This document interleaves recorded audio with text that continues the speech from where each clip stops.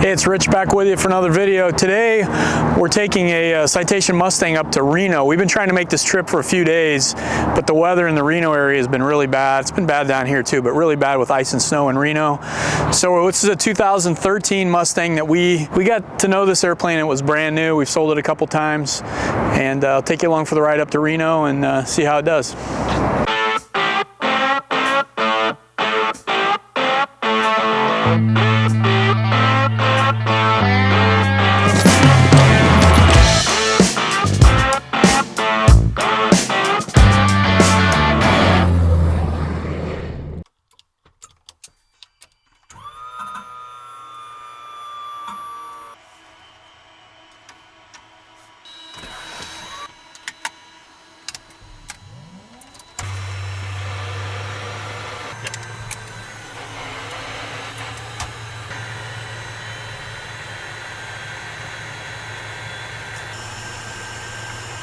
Clear for takeoff 3000 Bravo.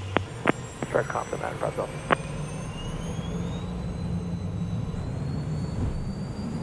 November 86 Papa, thank you. Turn left Kilo 2, contact ground. November 2 Bravo Romeo, runway 26 right, line up and wait. Traffic on a 1.5 mile final, be ready to go. 26 right now, line up and wait, 170 Bravo Romeo. We're 905 Delta, traffic over the Goodyear blimp site indicating 700, type unknown, and you can proceed direct to Compton. Just stay at or below 1,500 for a jet departing westbound. Traffic. 1,500 and looking for that traffic now. 26 right, clear for takeoff. Caution when turns for the small Citation upwind. 26 right, clear for takeoff, 2 Bravo Romeo. Number 00 Bravo, traffic 11 o'clock, 3 miles northwestbound. Cessna, clear, maintain at or below 1,500. Contact SoCal departure, see ya. Traffic's inside, see you, 00 Bravo. 6900 Bravo is climbing out at 1300 for 3000.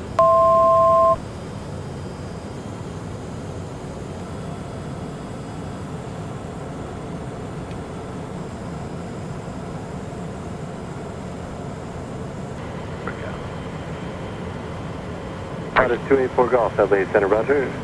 Citation 6900 Bravo is at a 23.5 for 230. Okay, climbing out of the LA area now. Looks like we're climbing out over Amarillo, Oxnard, just off the left wing.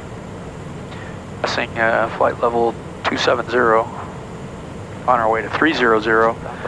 As I mentioned, I've been around this particular Mustang since it was new in 2013, and we managed it, then sold it to the current owner, and he's had it for about 5 years. So I've been around this airplane a long time.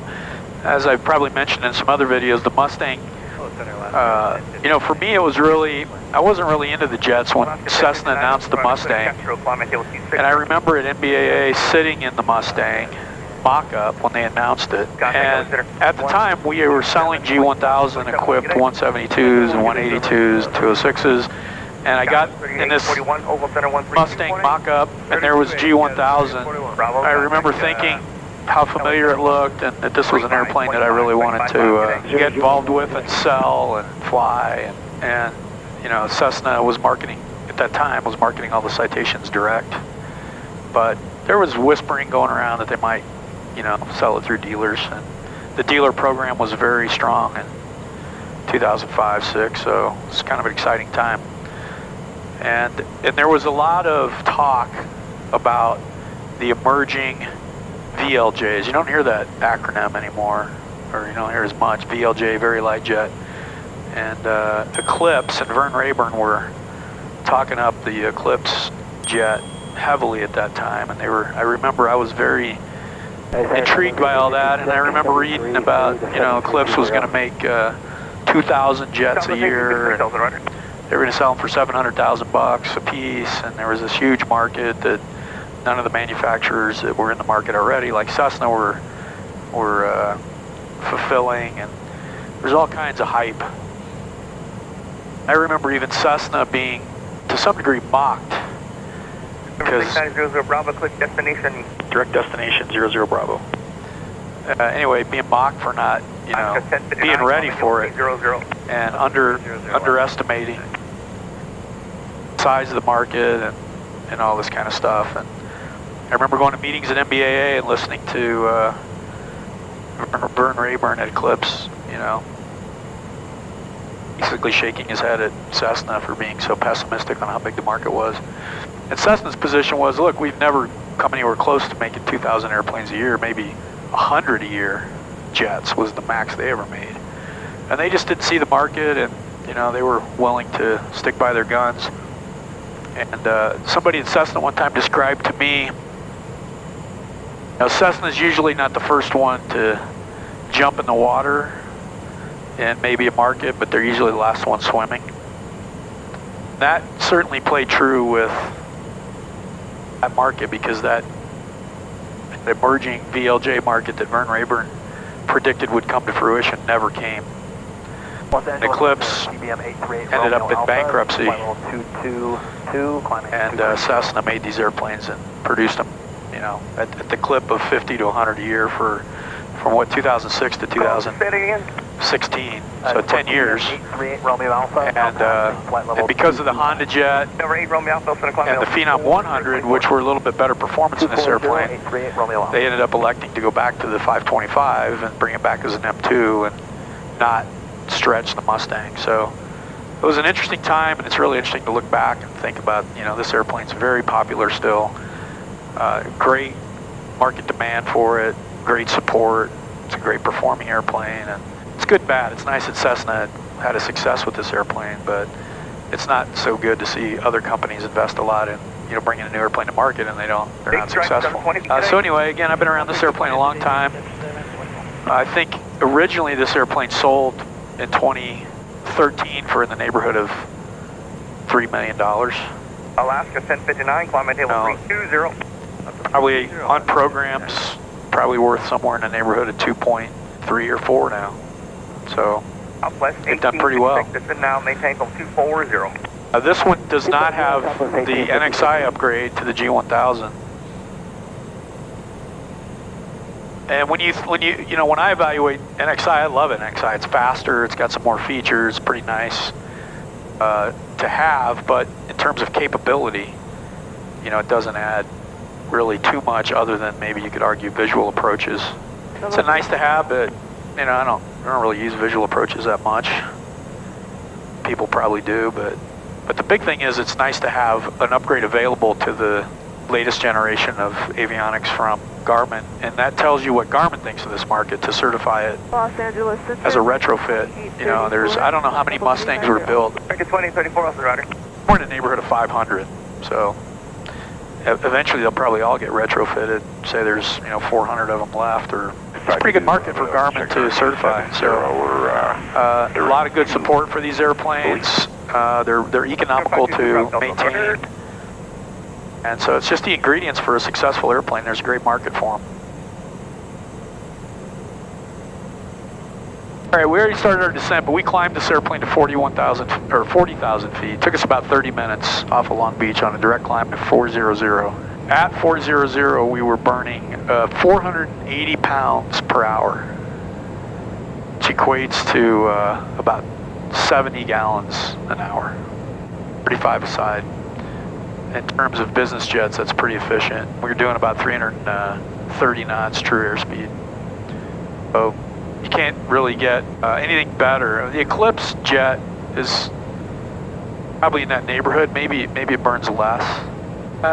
It's hard to say. It probably burns the same, maybe even a little bit more, because that airplane is a little faster. But you know, Mustang's a very fuel-efficient airplane, very comfortable at 41,000 feet. We had a 7,800-foot cabin, efficient airplane. And this trip time up here with about a 70-knot wind going up to Carson City, which is a Reno area from Southern California, is an hour and 15, 20-minute flight. A little bit on the market, like a lot of airplanes during the boost in the market, we've seen in airplanes in the price increase. Mustangs also enjoyed depending on which side of the table you're on. If you're buying a Mustang, it wasn't necessarily good. If you own a Mustang or selling a Mustang, it was good. The Mustangs did increase in price, but it wasn't like some airplanes. It was a nice increase, but it wasn't like some airplanes, like the M2s. You know, we saw a 30% increase price. Mustangs probably weren't that high. They were probably more like a 10 to 15%, maybe 20. But I'd rather have a more steady increase and no drop than a big shoot up in value and then result in steep drop. We think prices will be, you know, we're kind of done with that big escalator and prices will flatten, but we don't really expect them to drop much. Now they might a little bit. Inventory will build a little bit, but this is a normal cycle. And you know, as I mentioned on another video, I don't think prices are going to drop that much. And some people said, well, yeah, he's an aircraft salesman. Of course, he's going to say that. Really how I look at it, you know, I mean, I don't dictate what happens. I'm not so thick that I think I can say something and people are going to react or buy based on what I say. Everybody's got an opinion. My opinion is prices are going to remain pretty flat on the Mustangs and in a lot of markets, and we'll see. The Mustang market, I think last time I looked, there was between 10 and 15 on the market. There's always some off-market airplanes. We haven't seen any prices, any price drops yet. I've got several people looking at Mustangs and ready to buy, and they don't seem to be holding back any. I've got some people that own Mustangs that aren't looking to sell or dump it at a low price, so that's why I think, you know, I take that little market that I work in and I apply it to a bigger market, and that's why I think prices are going to remain pretty solid.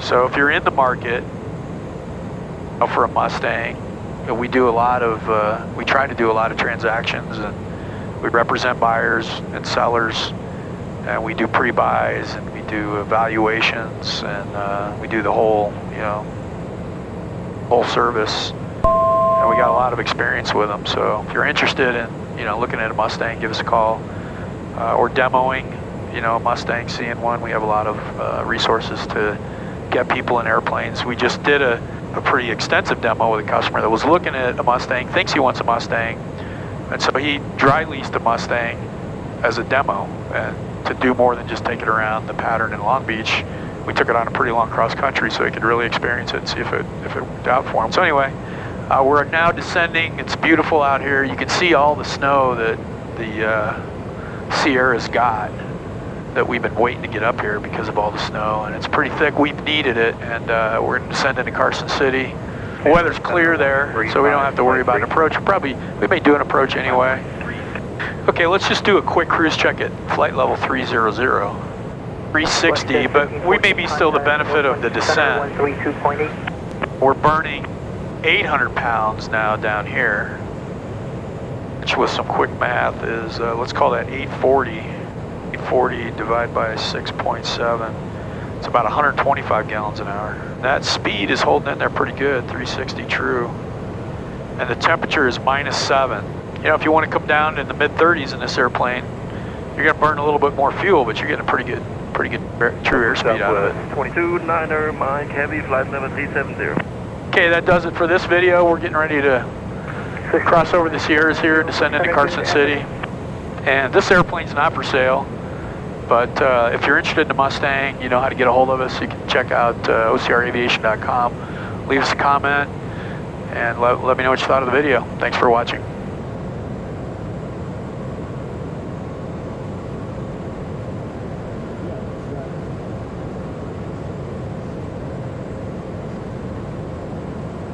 Now 10 miles to the south, we're going to be making a modified RNAV approach into 27 for a full stop, Carson City. It's kind of tricky because of the terrain at this airport. You see, you got to shoot the gap a little bit. Honestly, I mean, I'm not saying I'm a Nate. I come up here all the time. I've never seen this much snow. Really?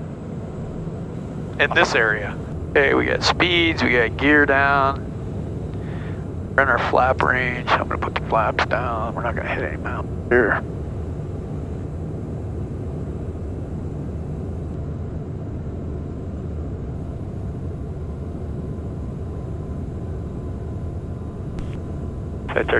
Citation's turning a 2-mile final, 27 full stop, Carson City.